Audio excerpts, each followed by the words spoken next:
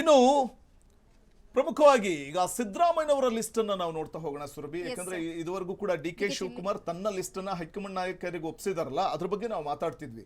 ಈಗ ಸಿದ್ದರಾಮಯ್ಯನವರು ಹೈಕಮಾಂಡ್ಗೆ ತಲುಪಿಸಿರುವಂತಹ ಆ ಒಂದು ಲಿಸ್ಟ್ ನಲ್ಲಿ ಯಾರ ಹೆಸರಿದೆ, ಯಾರೆಲ್ಲ ಸಚಿವ ಸ್ಥಾನಾಕಾಂಕ್ಷಿಗಳ ಹೆಸರುಗಳನ್ನ ಅವರು ಲಿಸ್ಟ್ ಮಾಡಿ ಕೊಟ್ಟಿದ್ದಾರೆ ಅನ್ನುವಂಥದ್ದನ್ನ ನಾವು ನೋಡ್ತಾ ಹೋಗೋಣ.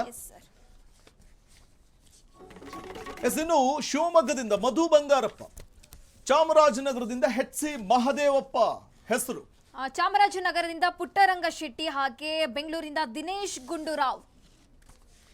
ಸಿದ್ದು ಲಿಸ್ಟ್ ನಲ್ಲಿರುವಂತಹ ಇನ್ನಿತರ ಹೆಸರುಗಳು ಶಿವರಾಜ್ ತಂಗಡಿಗೆ ಕೊಪ್ಪಳ, ಹಾಗೆ ಬಸವರಾಜ ರಾಯರೆಡ್ಡಿ ಕೊಪ್ಪಳ. ಇವರಿಬ್ರು ಕೂಡ ಸಿದ್ದರಾಮಯ್ಯನವರು ಆಪ್ತ ಬಳಗದಲ್ಲಿ ಗುರುತಿಸಿಕೊಂಡಂತವ್ರು. ಹಾಗೆ ಅಜಯ್ ಧರ್ಮಸಿಂಗ್ ಕಲಬುರ್ಗಿಯಿಂದ, ಕೊಪ್ಪಳದಿಂದ ರಾಘವೇಂದ್ರ ಕೂಡ ಸಿದ್ದು ಲಿಸ್ಟ್ ನಲ್ಲಿ ಹೌದು.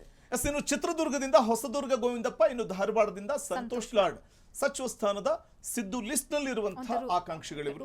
ಇನ್ನು ಚಿಕ್ಕಬಳ್ಳಾಪುರದಿಂದ ಎಂಸಿ ಸುಧಾಕರ್ ಇದ್ದಾರೆ, ಹಾಗೆ ಹಾಸನದಿಂದ ಶಿವಲಿಂಗಗೌಡರು ಕೂಡ ಇರುವಂತದ್ದು. ಇನ್ನು ಕೊಡಗಿನಿಂದ ಪೊನ್ನಣ್ಣ ಮತ್ತೆ ಬೆಳಗಾವಿಯಿಂದ ಅಶೋಕ್ ಪಟ್ಟಣ್ ಇಬ್ರು ಕೂಡ ಸಿದ್ದು ಲಿಸ್ಟ್ ನಲ್ಲಿ ಇರುವಂತಹ ಹೆಸರುಗಳಿವು. ಹೌದು. ಇನ್ನು ರಾಯಚೂರಿನಿಂದ ಹಂಪನಗೌಡ ಬಾದರ್ಲಿ, ಕೋನರೆಡ್ಡಿ ಕೂಡ ಇರುವಂತದ್ದು ಸಿದ್ದು ಲಿಸ್ಟ್ ನಲ್ಲಿ. ಇನ್ನು ಮಧು ಬಂಗಾರಪ್ಪ ಶಿವಮೊಗ್ಗದಿಂದ, ಚಾಮರಾಜನಗರದಿಂದ ಎಚ್ ಸಿ ಮಹದೇವಪ್ಪ ಕೂಡ ಸಿದ್ದು ಲಿಸ್ಟ್ ನಲ್ಲಿ ಇದ್ದಾರೆ. ಸಿದ್ದು ಆಪ್ತರ ಬಣ ಇದು.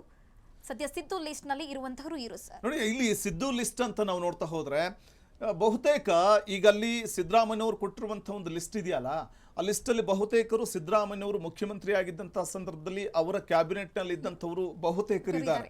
ನಾವು ಅದನ್ನ ಗಮನಿಸ್ತಾ ಹೋಗಬಹುದು. ಸೊ ಯಾಕಂದ್ರೆ ಸಂತೋಷ್ ಲಾಡ್ ಇದ್ರು, ಸಚಿವರಾಗಿದ್ರು. ಸೊ ಸಂತೋಷ್ ಲಾಡ್ಗೆ ಮತ್ತೆ ಅವಕಾಶವನ್ನ ಕೊಡ್ಲಾಗುತ್ತಾ? ಅವರ ಒಂದು ಅನುಭವ ಇಲ್ಲಿ ಮತ್ತೆ ಅವ್ರನ್ನ ಸಚಿವ ಸ್ಥಾನಕ್ಕೆ ತೆಗೆದುಕೊಳ್ಳೋದಕ್ಕೆ ಸಾಧ್ಯ ಆಗುತ್ತಾ? ಎಂ ಸಿ ಸುಧಾಕರ್ ಇದ್ದಾರೆ, ಶಿವಲಿಂಗೇಗೌಡರು ಪ್ರಯತ್ನ ಮಾಡ್ತಿದ್ದಾರೆ.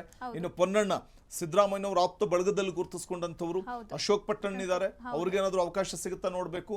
ಹಂಪನಗೌಡ ಬಾದರ್ಲಿ ಮತ್ತೆ ಎನ್ ಎಚ್ ಕೋನರೆಡ್ಡಿ ಧಾರವಾಡ ಕ್ಷೇತ್ರದ ಅಂದ್ರೆ ಧಾರವಾಡ ಜಿಲ್ಲೆಯ ನಾಯಕರವರು. ಇನ್ನು ಮಧು ಬಂಗಾರಪ್ಪ ಕೂಡ ಸಿದ್ದು ಲಿಸ್ಟ್ ನಲ್ಲಿ ಇರುವಂತವರು. ಮಧು ಬಂಗಾರಪ್ಪ ಶಿಕ್ಷಣ ಸಚಿವರಾಗಿದ್ರು ಸಿದ್ದು ಕ್ಯಾಬಿನೆಟ್ ನಲ್ಲಿ. ಈ ಬಾರಿ ಕೂಡ ಅವರು ನಿರೀಕ್ಷೆ ಇಟ್ಕೊಂಡಿದ್ದಾರೆ. ಮತ್ತೆ ಸಿದ್ದರಾಮಯ್ಯನವರು ಕೂಡ ಆ ಒಂದು ಲಿಸ್ಟ್ ನಲ್ಲಿ ಪ್ರಮುಖವಾಗಿ ನಾವು ಮಧು ಬಂಗಾರಪ್ಪ ಅವರ ಹೆಸರನ್ನು ಅವರು ಸೇರಿಸಿರುವಂಥದ್ದು ಸ್ಪಷ್ಟವಾಗಿ ಕಂಡು ಬರ್ತಿದೆ. ಬಸವರಾಜ ರಾಯರೆಡ್ಡಿ ಸೊ ಸಿದ್ದರಾಮಯ್ಯ ಆಪ್ತ ಬಳಗದಲ್ಲಿ ಗುರುತಿಸಿಕೊಂಡಂತವರು. ಸೊ ಅವರಿಗೆ ಸಚಿವ ಸ್ಥಾನ ಸಿಗುವ ಸಾಧ್ಯತೆ ಇದೆಯಾ? ಈ ಕುತೂಹಲ ಇದೆ ಸುರಭಿ. ಆದ್ರೆ ಸಿದ್ದು ಲಿಸ್ಟ್ ನಲ್ಲಿ ಅವ್ರ ಹೆಸರು ಕೂಡ ಇದೆ ಅನ್ನೋದು ನಾವು ಒಂದು ಕುತೂಹಲ ಮೂಡಿಸ್ತಾ ಇದೆ. ಅವ್ರ ಹೆಸರೇನಾದ್ರೂ ಈ ಬಾರಿ ಈ ಕ್ಯಾಬಿನೆಟ್ ಒಂದು ಫೈನಲ್ ಪಟ್ಟಿ ರಿಲೀಸ್ ಆದಂತ ನಂತರದಲ್ಲಿ ಅವ್ರ ಹೆಸರು ಕಾಣಿಸ್ಕೊಳ್ಳುತ್ತಾ ಅನ್ನುವಂಥದ್ದು ಕಾದ್ ನೋಡ್ಬೇಕಿದೆ. ಪೊನ್ನಣ್ಣ ಅಫ್ಕೋರ್ಸ್ ಒಂದ್ ಕಡೆ ಸಿದ್ದರಾಮಯ್ಯ ಆಪ್ತ ಬಳಗದಲ್ಲಿ ಗುರುತಿಸಿಕೊಂಡಂತವ್ರು. ಇನ್ನು ಹಂಪನಗೌಡ ಬಾದರ್ಲಿ ರಾಯಚೂರಿನಿಂದ, ಕೋನರೆಡ್ಡಿ ಕೂಡ ಧಾರವಾಡದಿಂದ ಇದ್ದಾರೆ. ಸರ್, ಒಂದಿನಂದ್ರೆ ಡಿ ಕೆ ಶಿ ಅವರು ಕೂಡ ಲಿಸ್ಟ್ ರೆಡಿ ಮಾಡಿದ್ದಾರೆ, ಸಿದ್ದು ಅವರು ಕೂಡ ಲಿಸ್ಟ್ ರೆಡಿ ಮಾಡಿದ್ದಾರೆ. ಆದ್ರೆ ಫೈನಲ್ ಲಿಸ್ಟ್ ಯಾವ್ದಾಗುತ್ತೆ ಅನ್ನೋದು ಈಗ ಪ್ರಶ್ನೆ ಇರುವಂತದ್ದು. ನಾನು ಆರಂಭದಲ್ಲಿ ಒಂದು ಮಾತು ಹೇಳಿದೆ ಗೊತ್ತಾ, ಈ ಜೇನುಗೂಡಿ ಕಲ್ಲು ಹಾಕಿದಂತ ಆಗುತ್ತೆ ಅಂತ. ಯಾವುದೇ ಸರ್ಕಾರ ಇದ್ರೂ ಅಷ್ಟೇ, ಸಚಿವ ಸಂಪುಟ ಅಂತ ಬಂದಾಗ, ಆ ಸಂಪುಟ ರಚನೆ ಅಥವಾ ವಿಸ್ತರಣೆ ಅಂತ ಬಂದಾಗ ಅದು ಖಂಡಿತವಾಗ್ಲೂ ಜೇನುಗುಡಿ ಕೈ ಹಾಕ್ತಂತೆ. ಅದು ಯಾರ್ಯಾರನ್ನು ಕಚ್ಚುತ್ತೆ ಅಂತ ಗೊತ್ತಾಗಲ್ಲ.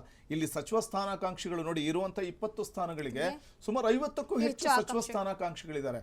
20 ಸ್ಥಾನಗಳನ್ನೂ ಭರ್ತಿ ಮಾಡ್ಲಾಗತ್ತಾ ಗೊತ್ತಿಲ್ಲ. ಈ ಕುತೂಹಲ ಇದೆ. 20 ಸ್ಥಾನಗಳನ್ನೂ ಭರ್ತಿ ಮಾಡಿದ್ರೆ ಇನ್ನಿತರರಿಗೆ, ಅಸಮಾಧಾನಗೊಂಡಂತವ್ರಿಗೆ ನಿಗಮ ಮಂಡಳಿ ಆಸೆ ತೋರಿಸಬಹುದು. ಸೊ ಅಂತ ಒಂದು ಸಾಧ್ಯತೆ ಇರುತ್ತೆ.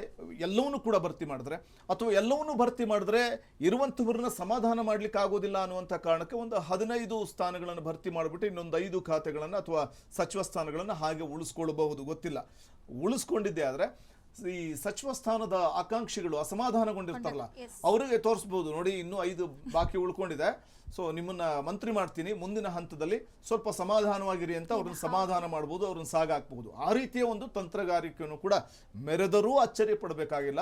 ಸೊ ಅಂತ ಸಾಧ್ಯತೆ ಗೊತ್ತಿಲ್ಲ, ಅಂತ ಸಾಧ್ಯತೆ ಇದೆ. ಯಾಕಂದ್ರೆ ಒಂದಷ್ಟು ಸ್ಥಾನಗಳನ್ನು ಉಳಿಸ್ಕೊಳ್ಬಹುದು ಅಥವಾ ಎಲ್ಲಾ ಸ್ಥಾನಗಳನ್ನು ಭರ್ತಿ ಮಾಡ್ತಾರಾ ಅನ್ನೋದೇ ಇರುವಂತ ಸದ್ಯದ ಕುತೂಹಲ.